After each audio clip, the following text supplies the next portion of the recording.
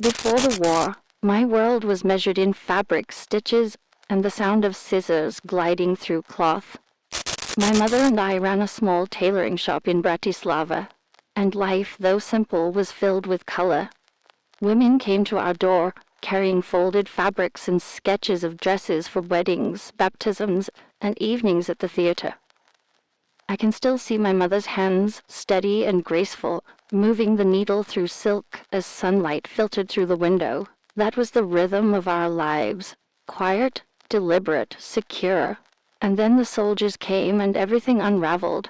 They arrived one cold morning without shouting, without chaos, just the sound of boots echoing on the pavement. They pointed at my father, then my brother, and finally at me. We were told to bring what we could carry. I took my mother's sewing kit, silver scissors, a few needles, a thimble worn thin by her thumb, and a spool of blue thread. It was small enough to hide in my coat pocket, small enough to be overlooked, and somehow it became the only part of my old life that survived. The journey to Auschwitz was a blur of fear and exhaustion. The air inside the cattle car was thick with sweat and whispered prayers. People clung to each other, some weeping silently, others staring blankly at the wooden walls as if trying to see beyond them.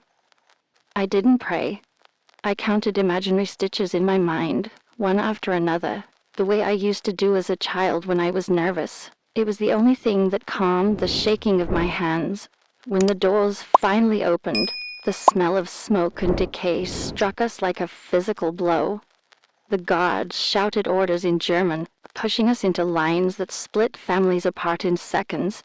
Men to the left, women to the right. That was how my father and brother disappeared. I never saw them again. From that moment on, I was alone. One more number in a place built to erase identity.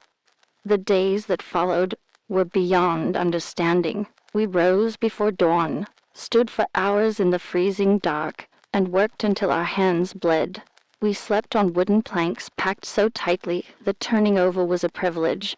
Hunger became a dull companion, and fear was the only thing that felt constant.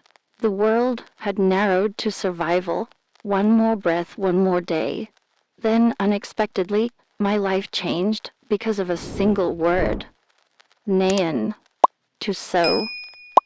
A German officer came into our barracks one morning, reading from a list, looking for women who could sew. Before I could think, I raised my hand. Within hours, I was led to a different part of the camp, a building that smelled faintly of soap instead of rot. Inside was a room filled with sewing machines, rolls of fabric, and colored thread. It was so clean it felt unreal, like a fragment of the old world accidentally dropped into this one. In the center stood a woman in a gray uniform with sharp eyes and perfect posture. Her name was Hedwig Hirsch, the wife of the camp commandant. She wanted dresses, beautiful, expensive, perfectly tailored dresses for herself and for the wives of other officers. And so we sewed for them while people died outside our walls. There were 12 of us in that workshop, women from all across Europe. Some had been fashion designers, others tailors or apprentices. Each of us carried the same mixture of fear and disbelief. The hum of the sewing machines became our strange refuge. For a few hours each day, the sound of death outside faded beneath the rhythm of the needle. I worked in silence, letting my hands remember what my heart wanted to forget. At first, sewing for our captors felt like betrayal. Every stitch seemed to serve the enemy. But soon I understood that this work, however grotesque, offered a chance to live. It gave us food, shelter from the cold, and sometimes news, small fragments of the world beyond the barbed wire. In time, we began to help one another, to share secret looks and bits of bread, to create a quiet network of resistance that existed only through trust and whispers. The workshop itself was a strange theater of contrasts. Hedwig would walk among us, inspecting our work while sipping coffee, her young son playing at her feet. Through the window behind her, the chimneys of the crematoriums sent their smoke into the sky. She would complain about a crooked hem, about a button sewn slightly off-center, while death marched only a few hundred meters away. It was impossible to reconcile those two realities, the world of silk and perfume with the world of ashes and screams. And yet we lived between them, every single day. I remember one particular gown that Hedwig demanded, a long, pale green dress made of silk that shimmered like water. She wanted it ready for a dinner with visiting officers. When I touched the fabric, I felt a sudden ache. It was beautiful, almost painfully so, and it didn't belong in this place. As I sewed, I imagined what it would be like to see it worn under the sunlight, instead of beneath electric bulbs. When she tried it on, she smiled at her reflection in the mirror, and for a fleeting moment, I saw myself standing behind her, thin, hollow, dressed in rags, and it struck me how two women could share a room and yet live in entirely different worlds. In time, I began collecting tiny scraps of leftover fabric that were too small to notice, just bits cut away from seams and linings. I hid them in my shoes and beneath the boards of my bunk. Each color became a secret code. Blue for hope, red for defiance, white for the faces of those who never returned. They were fragments of the life we'd lost, tokens of memory in a place built to erase it. One evening, Anya, the oldest among us, whispered that she'd overheard guards talking about the war turning against Germany. The Russians were advancing. The Allies had landed somewhere in France. None of us dared believe it outright, but for the first time in years, something flickered inside us. Hope, fragile, but alive. In that moment, we realized that surviving wasn't just about endurance. It was about being there to see the end of what they had built. A few days later, new prisoners arrived. Among them was a woman who looked at me with recognition. Her face was bruised, her body frail, but when she spoke, her voice trembled with memory. She told me I had made her wedding dress before the war. For a few seconds, the walls of Auschwitz disappeared. I saw the shop again, sunlight streaming through the window, lace and laughter filling the air. Then a guard shouted, and she was taken away. I never saw her again, but the memory stayed. It reminded me that I was still human, that the person I had been still existed somewhere inside the shell they were trying to destroy.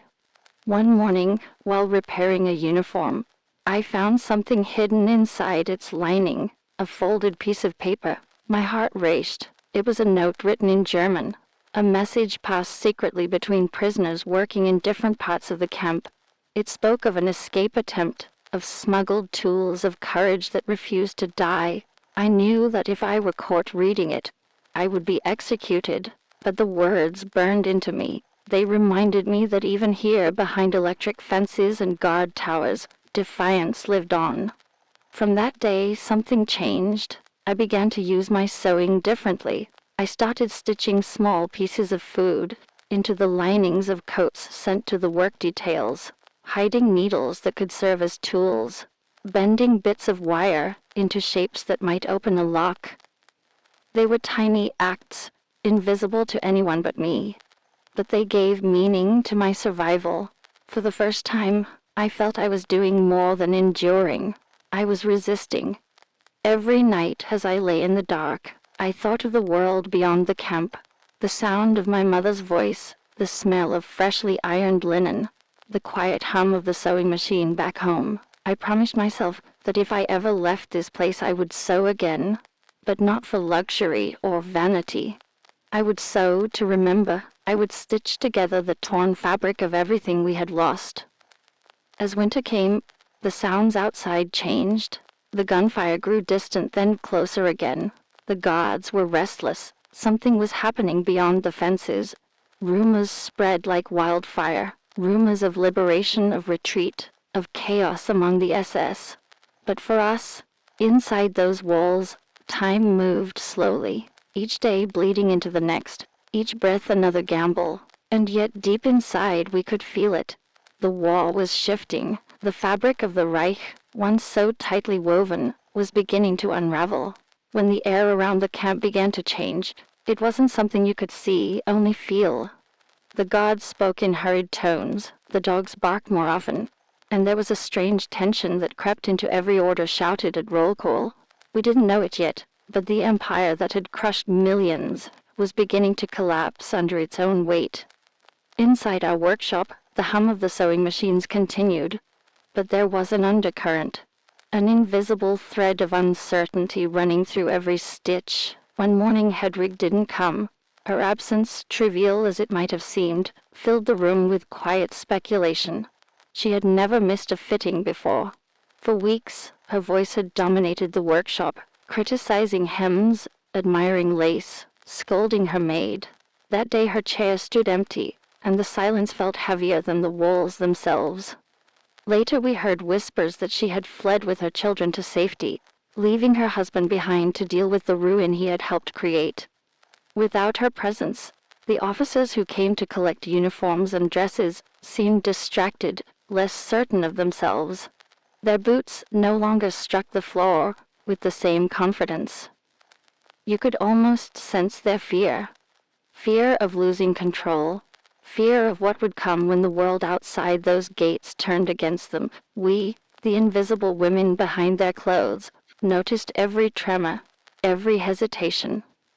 For the first time, I saw fear reflected not in our faces, but in theirs.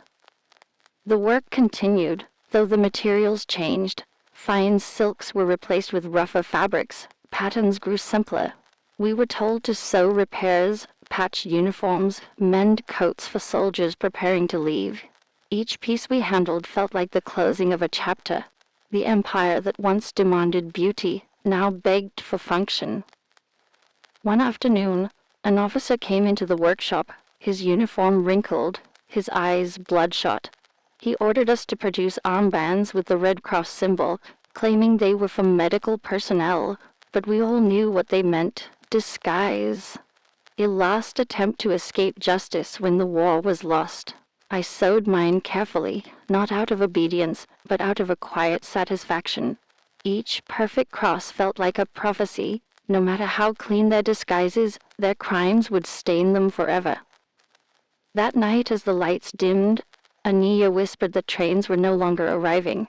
For months, the railways had been the veins of this place, carrying in lives that vanished into smoke. Now the tracks were silent. The guards spoke of Russians, of tanks moving west. We clung to every rumor, every fragment of information, though none of us dared to hope too openly. Hope was dangerous. It made your heart too loud. Days blurred together. Food rations grew smaller, commands more desperate. The officers burned papers in metal drums outside the commandant's house, and the smoke smelled not of coal, but of panic. The air itself felt restless, as if the camp was holding its breath. One morning, the distant thunder of artillery reached us. The ground trembled faintly, a low vibration that moved through the floorboards. The guards shouted louder than usual, trying to mask their unease. I remember touching the sewing machine's iron frame and feeling the faint quiver of that sound. It was the first time in years that the earth seemed to move for something other than death. A few days later, the commandant disappeared. Some said he'd been captured, others that he'd fled in the night. We didn't see him go. One morning, he was simply gone, leaving behind a place that suddenly seemed leaderless, hollow, almost fragile. The guards who remained were younger, nervous, unsure of orders. Some shouted nonsense just to feel in control. Others avoided our eyes entirely. That was when the killing stopped, not officially, not by mercy, but by collapse. The machinery of death had begun to break down. The gas chambers, we heard, were no longer operating. Bodies were still buried, but fewer. The air, while still poisoned with ash, seemed to breathe differently. It's strange to say, but even despair has a rhythm, and when that rhythm falters, you feel it in your bones. Inside the sewing room, we worked slower, cautiously, as if the illusion of normalcy might protect us. But at night, whispers turned to plans. Someone claimed the fence behind the laundry was unguarded. Another said the SS were preparing to march the remaining prisoners away before the Allies arrived. I didn't know what to believe, but I felt something shift inside me, a quiet, determined certainty that the end was near. Then, one morning, the guards were gone. No whistle, no roll call, no barking dogs, just silence. We waited for hours, afraid to move, afraid to hope. Then Anya stepped outside first. The yard that had once been a place of terror lay empty beneath a sky streaked with pale light. The towers stood unmanned, their searchlights pointing nowhere. Beyond the barbed wire, the forest loomed still and green, indifferent to all that had happened here. It was over, and yet it wasn't. We didn't cheer. We didn't cry. We just stood there, not knowing what to do with freedom after so much captivity. The gates were open, but the world beyond them felt just as foreign as the one we were leaving behind. When the first soldiers arrived, not Germans, but men in uniforms marked with red stars, we didn't run to them. We watched from a distance as they walked through the camp, their faces hard, their steps heavy with disbelief.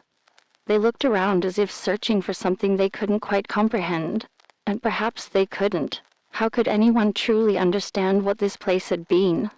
One of them, a young man, no older than my brother had been when they took him, saw me standing near the workshop. He stopped, hesitated, then handed me a piece of bread. Just like that, no words. I took it, my hands trembling, and for the first time in years I felt warmth that wasn't from fire. I didn't eat it right away. I just held it, because holding it felt like holding life. In the days that followed, we wandered the camp like ghosts. Some searched for names among the records that hadn't been burned. Others buried the dead, those who had been too weak to see the sunrise. I returned to the sewing room, not knowing why. The machines were silent now, the spools of thread still half full. On the table lay a half-finished dress, abandoned in the rush. I touched it gently, tracing the curve of a seam. The fabric was soft, pale pink, almost delicate enough to forget where it came from. I didn't finish it. Some things weren't meant to be completed. When we were finally allowed to leave, I carried nothing but my mother's sewing kit. The silver scissors had tarnished, the blue thread nearly gone, but they were proof that I had survived. I walked through the gates that had once swallowed so many lives and didn't look back, not because I wanted to forget, but because I needed to move forward. The journey home was another kind of nightmare. Trains moved slowly through a broken continent. Cities were rubble, fields were graves, and faces carried the same hollow stare. In Bratislava, I found strangers living in my old apartment. They didn't ask who I was, and I didn't explain. My mother's shop was gone, its windows shattered, the sign torn down. But beneath the debris, I found the iron frame of our sewing machine, rusted but intact. I cleaned it, repaired it, and when the needle moved again for the first time, I wept. For months, I sewed in silence, making dresses for women who had lost everything, uniforms for children who had no fathers left to wear them. Word spread, and people began to bring scraps of fabric from all over. A curtain salvaged from a ruined house, a piece of cloth from an old wedding dress, a handkerchief embroidered before the war. I stitched them together, turning fragments into garments, memory into form. Each piece was imperfect, but that was the point. Perfection belonged to the past. Survival was full of seams. Years later, when the world began to ask questions, how, why, who, I told my story not as a victim, but as a witness. They called me the Seamstress of Auschwitz, as if the title itself carried both the horror and the resilience of what I had lived through. I never corrected them. A name, after all, is just another kind of thread. It connects the living to the memory of the dead. Even now, when I touch fabric, I think of those 12 women in the sewing room. I see their faces, hear the hum of the machines, smell the faint mix of soap and fear. Some of them never made it out. Some vanished into the chaos of liberation. But in my mind, they are always there, bent over their work, sewing life into the very fabric of death. People often ask me how I managed to keep going, how I found beauty in a place built to destroy it. The truth is, I didn't find it, it found me. In every thread, in every act of defiance, in every quiet moment when I chose to keep stitching instead of giving up. My mother used to say that a good seamstress doesn't just sew fabric, she mends what's torn. And perhaps, in my own small way, that's what I've been doing ever since. Sometimes, when the world feels fragile again, I take out the scraps I saved, the blue, the red, the white. They've faded with time, but their meaning hasn't. I hold them in my hand and remember that even in the darkest place color existed. Even in silence, we found a way to speak. And even when everything was taken from us, the simple act of sewing, a thread through cloth, a breath through fear, was enough to keep us human.